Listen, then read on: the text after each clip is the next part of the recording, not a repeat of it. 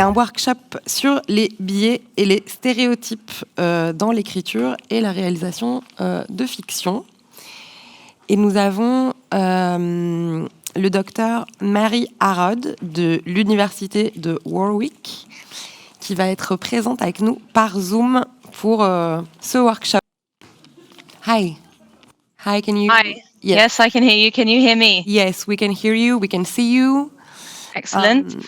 So can you? It's going to be a workshop on stereotypical biases in writing. Yeah, can you? Shall I share my screen? So no. I just wanted to know if you wanted to jump right in or if you. I'm ready. I have to go in 55 minutes, so maybe we should start if people are ready. No problem. I'm going to give you the... Go ahead. We're Great. Okay, thank you very much. I wanted to start off by saying that talking about gender diversity specifically really means, on the whole, what kind of roles are available to female characters. Because men have had a fuller range for a while in representation in film, more recently in TV, but women still really don't. So I'm going to focus on persistent negative female stereotypes in the talk, obviously with attention to intersectionality, and trying to point to some ways to get beyond these, while still mentioning male counterparts too.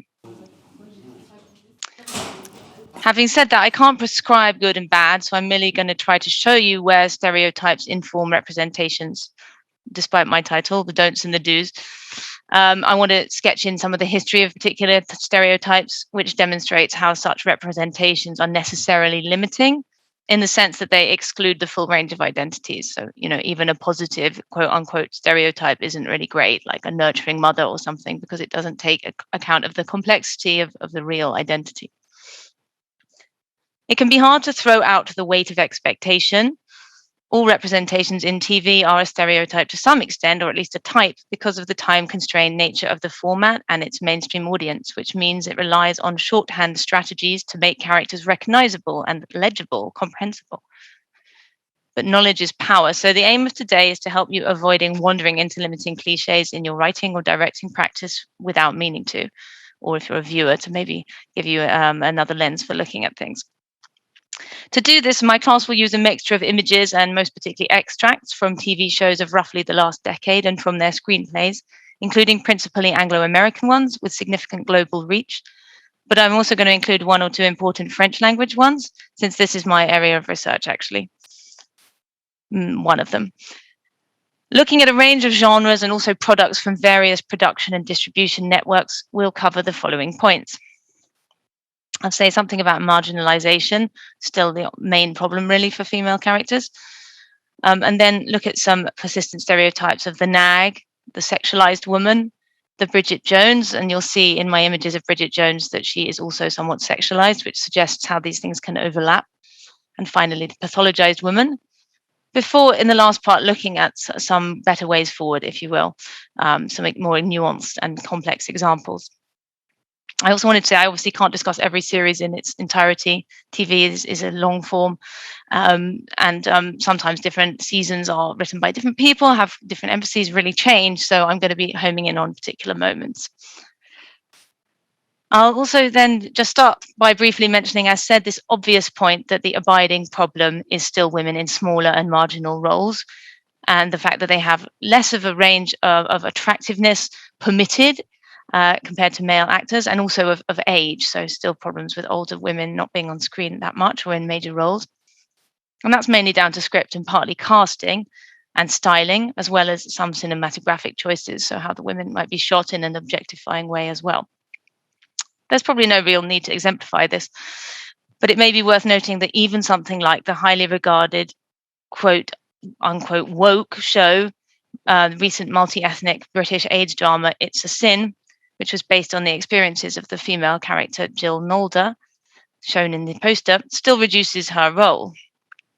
I think this show was quite notable for its creative attention to intersectional representational politics. So here's the real Jill Nolder, if you can see her. I might just remove this from my screen. So you can see that she was a white woman, and she's cast as Lydia West, an actress of color. But there's still a case of marginalization of the character, and you can see that in the poster. But in terms of screen time, dialogue, and number of lines as well. And although it shows her positively and avoids making her a sex object, it nonetheless restricts her basically to a traditional supportive, caring role. This is one of very few roles available to women historically, palatable to mass culture because of its closeness to their safe positions as wives and mothers. Basically, she's in the nurse role. This is a picture of Florence Nightingale. This stereotype is actually totally desexualized. There's even a reference to this in It's a Sin. The unpleasant woman says to Jill's character, "Oh, you're only hanging out with these gay guys because you can't get a man yourself." And this is a problem because it preserves essentially the dichotomy of virgin whore that Freud and others have discussed as a male projection of women. Not only do we never see Jill have any sexual relationships with anyone, but she's consistently pushing her gay male friends to abstain because they've heard there's this virus around. "Do you ever think you should just stop having sex?" she says, solidifying this positioning of her as outside sexuality. Now, that might seem better than the average cheap representation of improbably attractive women almost always ending up in romance plots. And in a way, it is at least a divergence from this. But importantly, the point of dividing women into virgins and whores is that both categories are all about male fear of the way that men find themselves to be slaves to desire for women, which gives women a sort of unwelcome form of power historically. So the virgin stereotype wishes away this fear, while the whore one blames the woman for it. And we'll be talking about that more later, as I've said. But achieving a well-rounded portrayal of the diversity of gender roles is not just a question of narrative space, or even only more or less dialogue, but rather how the shows position us to relate to women. And I want now to move on to my first stereotype of the nag, and to use the broad comedy Modern Family to show a character being set up as a figure of mockery. So here we have the pilot episode, and I'm thinking of Claire, the wife and mother. And the first thing we hear about her in the script is that she's a late 30s, uptight suburban mom who tries to make every day special for her kids and needs control. Her husband, Phil, is a late 30s real estate agent, upbeat, goofy, thinks he's cooler than he is. So neither of them are perfect. But if we look at this beginning of the pilot, I'll just read through a short part of this scene. So the camera pushes into the kitchen. Claire off-screen, kids, breakfast. She's making breakfast. Phil enters in workout clothes. "What's with the workout clothes?" "Kids." Phil says, "What? I work out." Glances towards the camera. This is important. "Just because I don't run 6 miles a day like you, 8. So Claire is immediately associated with kind of excessive discipline, but also because he glances towards us, we are complicit with him in laughing at her. She's missed the joke and responded in the opposite way.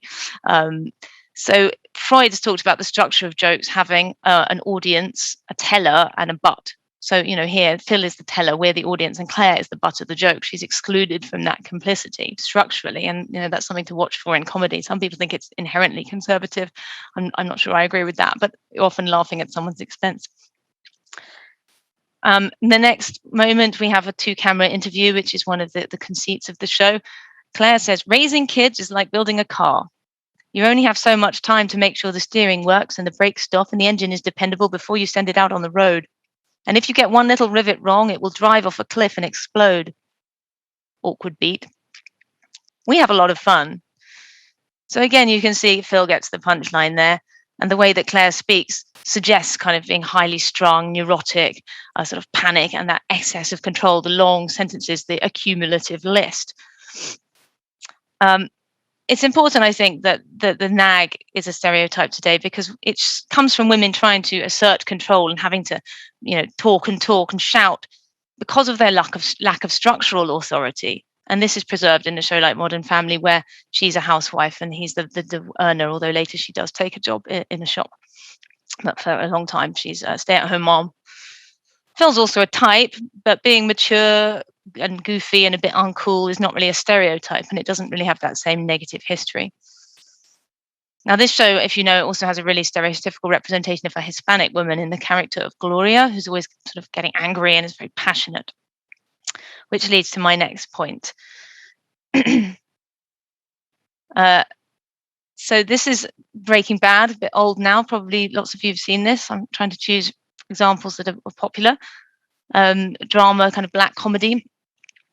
And obviously this is a very masculine show for anybody who's seen it. It's a kind of almost a latter-day Western where the main character, Walter White, is a put-upon high school chemistry teacher who becomes a manufacturer of methamphetamine and a kind of drug lord in cahoots with his former dropout student, Jesse Pinkman. So the whole theme is rebellion against the pressures of normal middle-class life, especially in the post-recession era, working hard for not much money or respect. And family duties and the wife, Skylar, come to stand in for all that. So we're much more aligned with Walter from the start. And if you look at fan discourse around the show, Skylar was almost universally hated. And it's a really interesting case, I think, because in theory, she's quite a sympathetic figure in terms of the plot because she has all these terrible things happen to her. Her husband's become a drug dealer and their life starts to fall apart. But we can see when we look in the clip at a moment, the way she's presented does not make her likable. So let's take a look at this. So you can see that Skylar's hopelessly uncool, saying yo, yo, is kind of out of place in her mouth, trying to code switch and emulate youth speak. There's dramatic irony because she doesn't know what's happening at all on a number of levels. She thinks that he's just dealing marijuana to her husband, when in fact her husband's a major drug dealer. And her sort of finger wagging is like a parody of negative representations of the know-it-all school teacher type. I think it's interesting to think about Skylar's relationship to the more recently emergent figure of the Karen, including in an interesting article that you can find online. But I'm going to read you a little bit about this. What is the Karen? It says in this piece, seeming to have originated on Black Twitter, the Karen is identified on Wikipedia as a racist white woman who uses her privilege to demand her own way at the expense of others. The rather less objective Urban Dictionary de-emphasizes race in its definition, specifying that Karens take everything wrong with the typical over-entitled Western woman and crank it up by several thousand%. They are a mutated subspecies that descends from the soccer mom. Both Wikipedia and Urban Dictionary entries, however, centralize the demand to speak to the manager as a hallmark of the type. The pleasure of Karens, as Hank Straver observes, depends on their getting exactly what they've long had coming: resistance, mockery, and in some cases, the loss of their jobs. Well, Skylar's certainly later punished narratively in various ways. Arguably, she's raped, although it's not really clear, by Walter on more than one occasion, but also their life entirely falls apart, and she's actually trying to kill him in the last episode. You can see that wanting to talk to the manager in the way that she says, my brother is the DEA and I'm going to tell him about you. So this sort of pulling rank and appeal to authority. She's not racist. However, if we had more time, I would have shown you a clip of Marie, her sister, who does make some racist comments discussing the Hispanic workers as the ethnic-looking one and so forth. So if there's anyone more execrable than Skylar in Breaking Bad, it's only Marie, her sister, who's kind of even worse. It does cause me to wonder, where is the male Karen? It's not as if women are the only people who can be entitled about class or racist. But somehow they seem to shoulder more of the blame for this type of discourse. Okay, so I'm going to move on now to discussing the sexualized woman. Again, this is something quite obvious, so I don't want to spend too long on it, but I thought it would be interesting to look at a differently positioned show in the shape of Le Bureau des Légendes, which is from Canal+, so is positioned, with kind of higher cultural value, if you like. It's usually seen as a kind of quality platform. And so this is a show, if you don't know it, about the French secret spy service. And the main character, played by Mathieu Kassovitz, is an undercover agent who's returning from Syria, and he has to leave his former alias or légende behind. But he doesn't want to because he has been in love with a Syrian woman called Nadia. So even in this seemingly quite kind of highly regarded show, which is very well researched and has great claims to realism, the woman is extremely reductively presented. And I'm going to show you a very short clip from the beginning of the second episode, where he's wrestling with leaving her in Damascus. And so we just see him in his bedroom and the arrival of Nadia. So, of course, the camera had to run on and show her departing behind. What's interesting about Nadia is she's both kind of clueless and dangerous. So two different stereotypes there. She becomes a sort of femme fatale in a sense that she's dangerous for him. This is why he's having these dreams about her as a problem. But she's actually kind of very soft and harmless. And in fact, she's later, unfortunately, involved in the machinations and gets kidnapped. You can see in the right-hand image by a terrorist cell and undergoes nasty punishments for, in a sense, a narrative punishment for her dangerous sexuality, we might say. And I think that there are also troubling kind of Orientalist overtones to the objectification of her and the way she's shot, emphasizing her sensual curves. It seems very much like a kind of colonial representation of the white European with Nadia, which goes back to the empire. In terms of thinking about the femme fatale and the need to police sexuality and female sexuality specifically, an obvious reference point would be Game of Thrones. And I haven't shown any of the more explicit images because I don't really want to, but anyone who knows the show will remember the scene or sequence where Cersei in the left-hand image has to perform a walk of shame naked down a street as punishment for inappropriate, quote unquote, sexual behaviors, adultery, sleeping with the wrong person. Now, some people have argued that Game of Thrones, because it's set in a medieval fantasy land, is kind of critiquing these backward types of behavior. But I would say that the way it is shot problematizes this, because usually the sexualized violence towards women is highly spectacularized and there's a voyeuristic gaze at least part of the time. And that's certainly the case in that sequence. And also in the middle scene, which shows Daenerys meeting Khal Morrow, where his tribe threatened to gang rape her and also have animals rape her. Both of these are easily available on YouTube should you wish to indulge. It's really like a kind of soft porn setup, or indeed, prelude to a hard porn setup, I would say. And there's a lot of instances of actual rape in the show as well. In terms of this idea of, is being about sexual violence already kind of engaging with sexual violence? Isn't that kind of positive? I would answer by citing from Sarah Projansky's book, Watching Rape. And she says this: like physical actions, rape discourses, representations, performances included there, have the capacity to inform, indeed embody and make way for future actions, even physical ones. The pervasiveness of representations of rape naturalizes rape's place in our everyday world, not only as real physical events, but also as part of our fantasies, fears, desires, and consumptive practices. So there are some people who would suggest that it's never a good idea to show rape, because some people will be consuming it in a way that is sadistic, probably. Certainly, I think you have to be very sensitive about how you show it, and I don't think this show achieves it. But for a less obvious example, I'd want to mention that a more watered down version of something similar, so sexualizing women, happens when women are motivated or obsessed by romance and interpersonal relations in television over all else in ways that wouldn't be true of male characters. So take something like The Newsroom, a very differently positioned show. I'm thinking here of the characters of Maggie and Mackenzie, the two female colleagues. Obviously, it's about a newsroom. I'm not going to say so much about Maggie, although she is very often romantically linked with another character. She's the secondary character, the blonde sitting down. But I will just cite from a scene between her and Will, who's the main male lead, played by Jeff Daniels, partly to set up his character. And then I want to say something about Mackenzie's character, played by Emily Mortimer, by contrast. Okay, so this is just from a random episode of the show. So Will says, "Where's Karen?" Maggie: "There's no one who works here named Karen." "My assistant, the one who sits at that desk." Angela: "In my own defense, people come over from the day side for the 2-week internships in prime time, and I don't really start to learn names until they get to the producer level." "I've been here for about a year. I'm an associate producer on the assignment desk." "Okay, so one more promotion to go and I'll stop calling you Karen." Ellen: "You called Angela Karen." So it actually goes on like that, but we'll leave it there. Quite kind of could have done 2 more slides of him getting people's names wrong. Actually, I'll leave that there.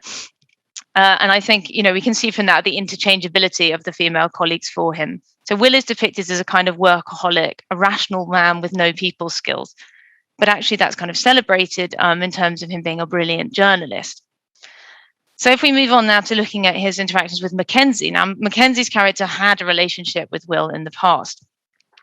So at the end of this episode, towards the end of this episode, where they've just broken a really important news story, we have this interaction between them.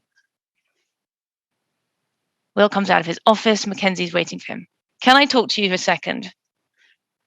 I don't know what to say, Mackenzie. We're not friends. They're walking along. I understand. I just wanted to mention something. You won't remember this, but the first time you met my parents, you had flowers for my mother. You took my father to an Orioles game, and then you met us for dinner, and I wanted to tell you that you were perfect. Like I said, you wouldn't remember, but I wanted to say thank you for that. It meant the world to me. He pauses. The Orioles won 4-3 on a walk-off double from Fernando Diaz with runners on first and third.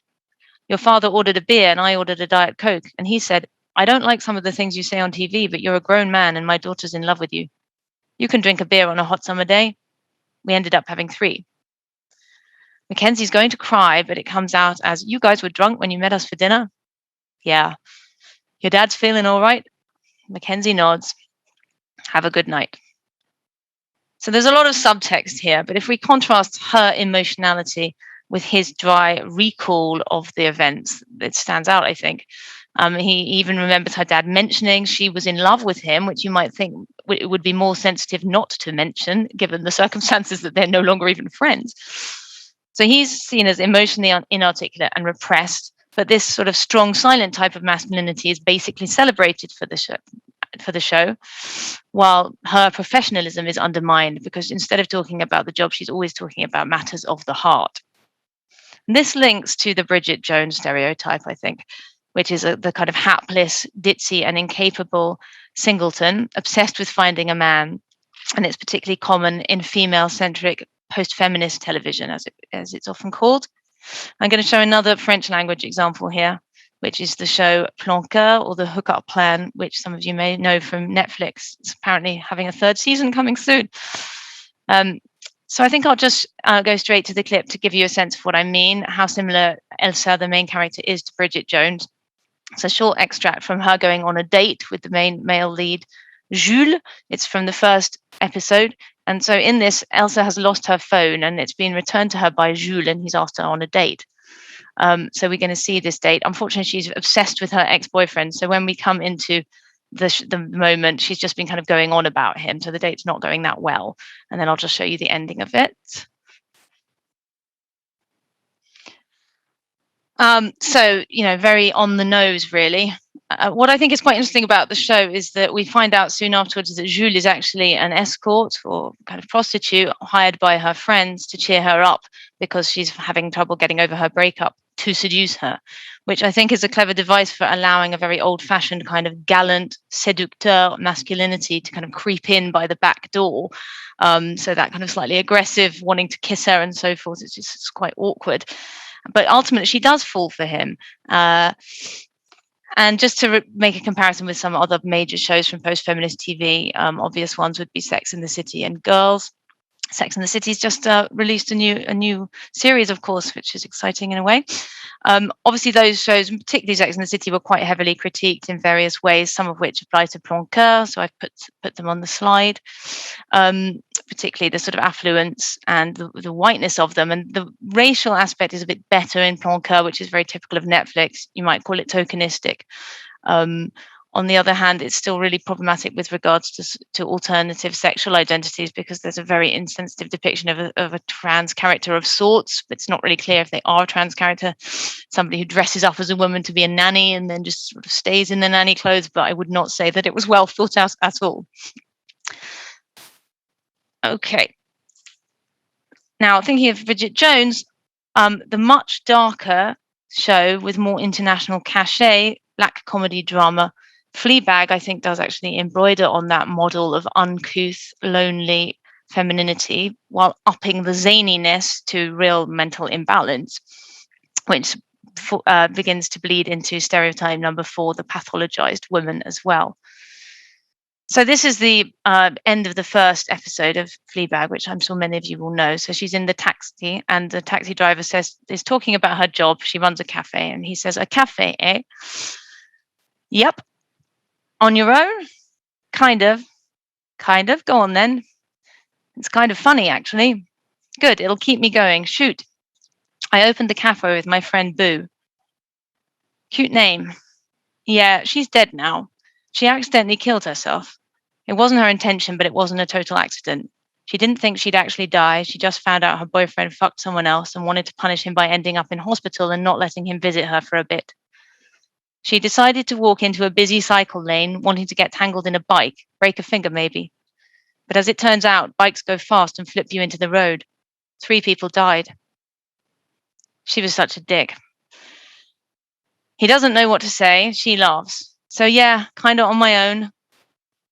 He looks at her in the rearview mirror. She drunkenly and sadly smiles. He drives on in silence. Her coat falls open. She only has her bra on underneath. So I think the Fleabag persona, you can see it's very inappropriate what she's saying. So it mixes this disregard for conventions, a kind of refusal to be decorous, which the show's been kind of championed for, along with other gross out feminist television like Girls that are frank about the body and sex. It has that. And some people would see that as a positive, rebellious mold. But it's mixed with a kind of desperate emotional neediness and vulnerability that is hard to see in a positive light. So she may be down to earth about sex, but she also uses her sexuality, and she actually says that, the character, she knows it's unhealthy, but it's part of that likable mischievousness, and we have that same complicity with the audience because, of course, Phoebe Waller-Bridge, who performs in it, also wrote it, and she directly addresses the camera a lot of the time as well. So we like her even in her imperfections, some of which I think quite problematic. And actually, this storyline about the friend having killed herself, it was her, we find out, Fleabag, who fucked the boyfriend. So they're in a kind of rivalry over a man of a sort, although maybe it wasn't deliberate, the suicide, which is a very old female stereotype, the idea of 2 women fighting over a man, going back to the time when women didn't really have any social status outside of marriage. I would have loved to spend some time on Killing Eve, given more time, also by Phoebe Waller-Bridge, because again, I think this is really wrong-headed to call this a sort of progressive show for feminism. It has absolutely pathological woman stereotype. It sort of plays on the shock of this pretty woman being a psychopath. And unfortunately, it draws on a very cliched stereotype of lesbianism as well. So there are many films historically with sort of somewhat suppressed pathological lesbians. We might think of Les Diaboliques and its remake, for example. I want to talk, though, about some more ambivalent cases now, looking to some positivity as well. But something like Big Little Lies can be seen to be really bad, if you want, in some ways, but really quite good in others. If you know the show, you can see it's a bit like this post-feminist television model again, because it has a group of female friends, or at least they become friends. However, they're quite sort of nasty, which is a close cousin of the pathological woman, I would say. And we might think of the horrible white people genre that some academics have recently written a book about in television, contemporary television, which I think is a rather interesting idea. Of course, one of the characters in that poster is not white, but it's really the white ones who are nastier on the whole, particularly those played by Laura Dern and Reese Witherspoon. At least they seem that way earlier in the show. So we're going to have a look at a clip from the beginning of the second season, which takes place at the elementary school in Monterey, where they all live. And this is the focal point and how they all know each other. They all have children at this school. And we're going to see Reese Witherspoon's character meeting up with her ex-husband and his new wife. And then Laura Dern's character having a conversation with a teacher. Let's have a look at that. So you see what I mean? They seem fairly awful at this point. In addition, the second season is quite problematic in its portrayal of Meryl Streep's character. So, as you may know, it ends up being a show about sexual violence and domestic violence and its repercussions in various ways. But the evil, as it were, male character is ultimately supplanted, in a sense, by his mother, who ultimately is blamed, played by Meryl Streep, as a vengeful crone figure, and she really is execrable in it. There's also a possible kind of cliche of the angry black woman in a way in Bonnie's character, the character played by Zoe Kravitz that we saw in the clip later on. However, Big Little Lies also has another face. In fact, what it does with the negative female stereotypes for this younger generation of women, the mothers, so younger than Meryl Streep, is to set them up in stereotypical ways and then explode the stereotypes, probing beneath the surface to show how their own difficult experiences have made them the way they are and according sympathy and complexity. So we find out that Reese Witherspoon had a really difficult marriage to that guy and he destroyed her confidence in various ways. As for Laura Dern's character, Renata, she appears the ambitious woman in the bad sense, but actually we hear more about why she's had such a difficult time at work, why she's so controlling, and also how she's been judged as a mother who wasn't around for her daughter, even though she's actually really devoted to her daughter. And then her husband, Gordon, goes bankrupt and their house is sold from under them. It's all her money that she's earned herself through hard work. One of the things that happens is they have to let go of their nice nanny, who's pictured on the right there, Juliette, French nanny. And I'm going to show a very short clip from the bankruptcy hearing, settlement hearing, where a judge is deciding which of their debts to try to pay off from the small amount of money's left. So let's have a look. Yeah, so at that point, we all have sympathy for Renata, and Laura Dern's talked about really enjoying playing the character. So I think that is, an instance of female anger which appears more justified. Talking of the professional female again as well, I'd like to flag a couple of shows. The Chair, which has been on very recently, which is about an academic, head of her department, played by Sandra Oh, so an ethnic minority actress. But it's also interesting in that it has a romantic storyline, but there are occasions on which the character has to choose between professionalism and romance. And in general, throughout the show, she privileges the professional. So she has to discipline the guy she's interested in who works with her at one point. And she does so. I expect many of you know I May Destroy You, which is not so much about professionalism as creativity, perhaps. It's also picking up the sexual violence themes from something like Game of Thrones, but very differently. It's a rape drama, but we don't really see rape at all. In fact, it's all about the repercussions on the mental health of the victim, Arabella, played by Michaela Cole, who also wrote it, and it's based on real experiences, famously. Again, I think we have a certain amount of flirting with the stereotype of pathology and female anger, perhaps Black anger, although the racial aspect in that particular instance isn't primarily relevant. But later that's exploded again. I want to show, first of all, that how the stereotype is set up to some extent by showing a brief clip from the beginning of the last episode of the season, and many of you will have seen it, where Arabella sees the guy who raped her and recognizes him, and it is quite distraught, as you can imagine, and talks to her friend about it in the toilets of the bar. Okay, so a revenge plot. And it becomes quite baroque. She dresses in a kind of femme fatale outfit with a blonde wig and black PVC. They're going to drug him. Then we find out that none of that actually happened, and the whole of the episode is a series of alternate endings to the show.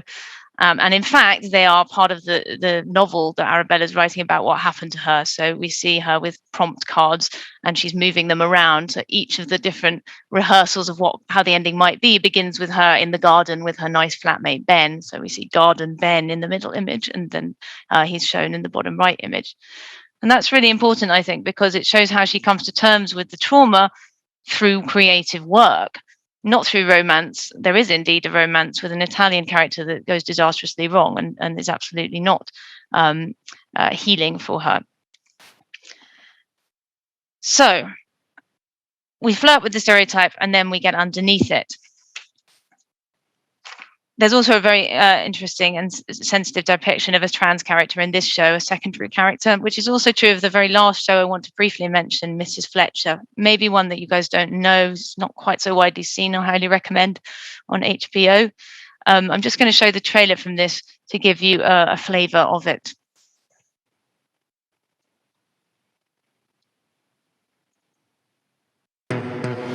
We're free from our kids. Take a long bath, turn your brain off, and think about opening up to new things. College is a big leap, and not everyone's ready. We're gonna do a little role play about consent. I didn't consent to being bored out of my school. Ever since my son went away to college, I've been having these crazy fantasies. Well, what are you gonna do about it? Nothing. Do it.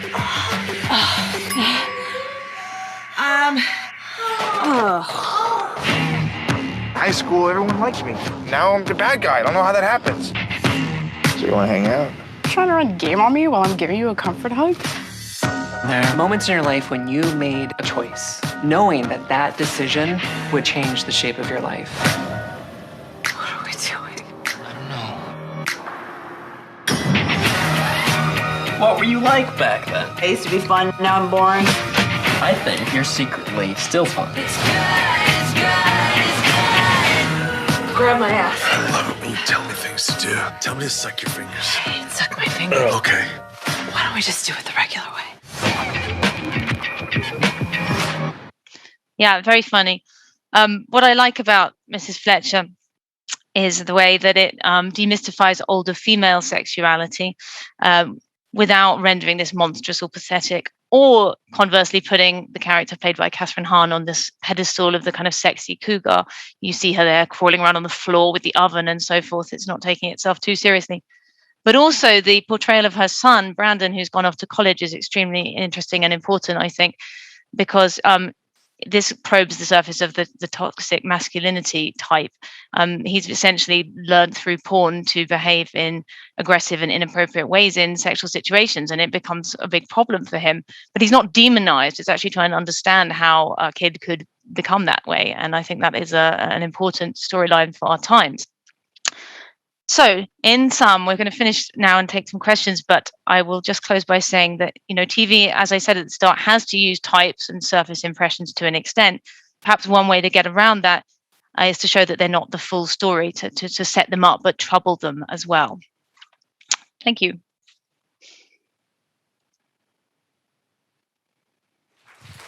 Thank you a lot, Mary. I don't know if you can see me, actually, but I hope you can hear me. I can hear you. Thank you a lot for all of this amazing material. It's a lot to think about. Yes. I'm going to open the floor to the room. Is there any question for Dr. Mary Harrod? Feel free. Don't be too shy. Anyone? Not sure if I can see everyone there, but... If people want to ask in French, it's okay as well. Ah, voilà. Même une question en français, donc n'hésitez pas. Non, ça va, vous avez eu... Ah, ok, là-haut, il y a... Voilà. Hello, hi. Do you hear me? Do yes, you hear me thank good? you. Okay, thank you very much for this presentation. It was very, very interesting. I have a question about Little Big Lies, actually. And about the representation of Meryl Streep, the character, the angry mother. The thing is, when I saw Big Little Lies, it's a series that I really appreciated for many reasons. But about Meryl Streep, what I liked about her character is that the authors of the series they wanted to represent someone, and especially a mother, that doesn't want to accept that her son was a rapist, and I really like the way they represented that. In the sense that, it's very, very difficult to accept from a victim point of view, of course, but it's interesting how, they represented that. So my question is, because you say that it's problematic, the revenge she takes over the ex-wife of the son. So my question is, what would you change about this?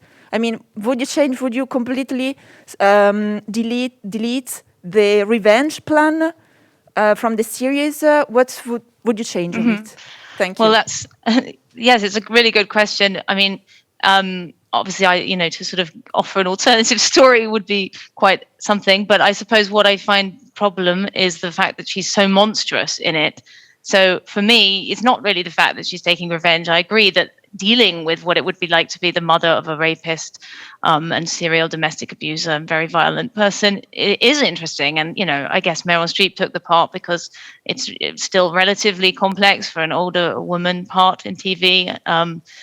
However, I could imagine this role being the same thing that happens with the others in a way, that she seems monstrous, but then we begin to understand and we get more of her subjectivity. But she's only shown in relation to the other women, and Nicole Kidman's really set up as the sympathy figure. She's the battered wife, and they end up, for those who haven't seen it, in a court battle over custody of the children, because Meryl Streep says that she's an unfit mother.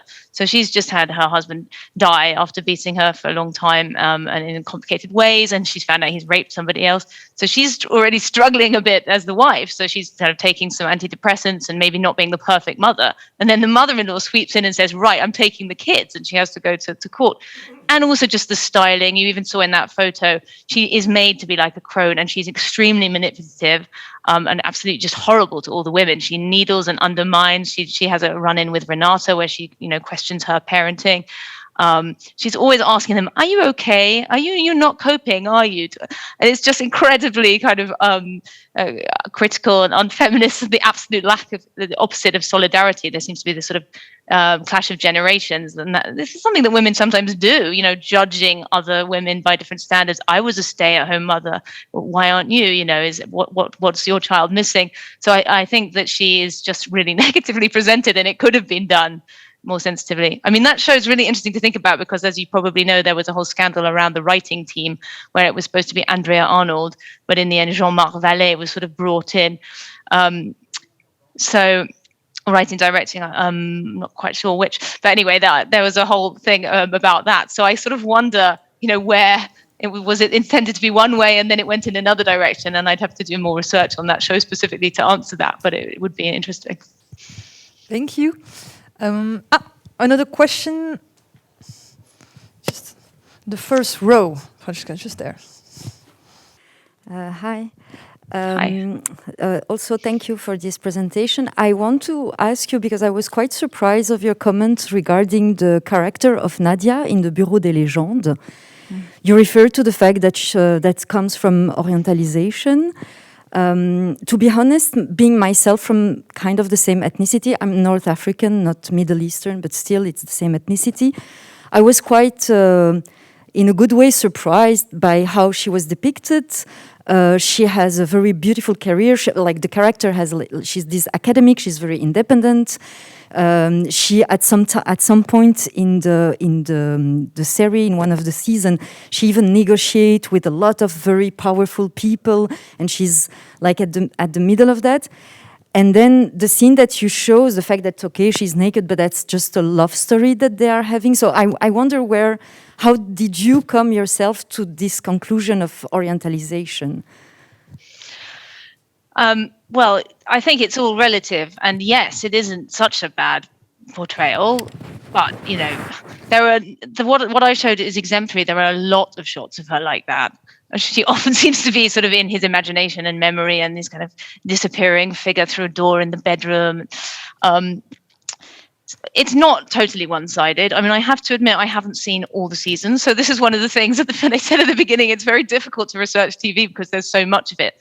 But my impression about her job is that it's, well, certainly in the first one, it's a kind of front. I mean, the Syrians are not really interested in her for her academic work. And so she becomes a kind of pawn in this game. And that makes a mockery of the academic work she's doing.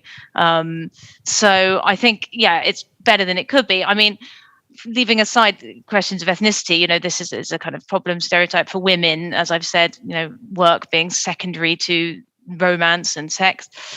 But I just thought the particular combination of Kassovitz with her, it sort of does seem to respond to an Orientalist stereotype, and also the idea of kind of the fear of the other, the sort of dark continent, as it were, which was a phrase originally applied to Africa, but it's also been used to talk about femininity by Freud, men's view of femininity, and often, the stereotypes about kind of the primitive other cut across, whether we're talking about Africa or the Middle East. So, I mean, you may well disagree with me, but I felt like that was just an additional layer that made me a little bit, it seems to look quite similar to a history of representations that we want to distance ourselves from now, I think, especially with its, the French Secret Service that are using her, this kind of officialdom, and trying to kind of gain power on the world stage in politics as well, which, chimes with the imperial project historically. Thank you for this explanation. I don't think we have a lot of time left for other questions, unless there is really a vital need for a last question. Okay, yeah, go ahead. I'll be short then. I have a general question. You talked about watching rape. You talked about Fleabag and Pretty Little, Big Little Lies, who are shows made by women in general, by Phoebe Waller-Bridge and Reese Witherspoon, who is a very influenced producer. Should we, in the end, we still have a negative point to say about those things, which is normal. Perfectness is not possible, but should we still be reluctant to dare to do more feminist thing by feet, to be criticized by one point and another, or should we dare to do it, no matter the cost? Well, I mean, I think people should dare to do it. I know what you mean, because when I was asked to do this talk and it was like good and bad practice, it's a lot easier to think of bad practice, frankly, because what practice is perfect? I mean, I don't want to go around being the police myself. So what I was trying to say was there are these histories of representation which do come to bear. And I guess you're never going to get away from that completely, but it's just to be aware of them and sort of try to negotiate them more sensitively and not just fall into a kind of really blunt stereotype or be blind to it. I mean, it's also not entirely true that it was wholly done by Reese Witherspoon in the ways that I was saying, that, you know, it's collaborative medium. But yeah, I wouldn't say the author gender was that relevant in the sense that women do internalize negative stereotypes. And also, you know, Fleabag was obviously very kind of clever on many levels, and it feels a bit like being a killjoy to criticize it. It's great that Phoebe Waller-Bridge has become successful and is kind of gaining social power, and that we have, you know, female showrunners and performers doing well in TV. So I wouldn't want to take away from any of that. I think overall things are going in the right direction, and actually, you know, maybe better in TV than film, certainly in the level of kind of personnel in mainstream film anyway. But I don't know, representations, there are some problems in both, but you know, there are a lot of women in TV, and that's a good thing. It's not the case that they're always going to make kind of better representations of women, but I think they are going to give more time and try and give a lot of complexity, and then you do see that. So yeah, I wouldn't kind of want to put people off. Why should Fleabag only be feminist? I don't know, but that's what I'm talking about, right? So those are questions for you guys as practitioners or in your industry, and it's not the only dimension to entertainment. All right, well, nice words of conclusion. Thank you again a lot, Mary. Yes. Merci.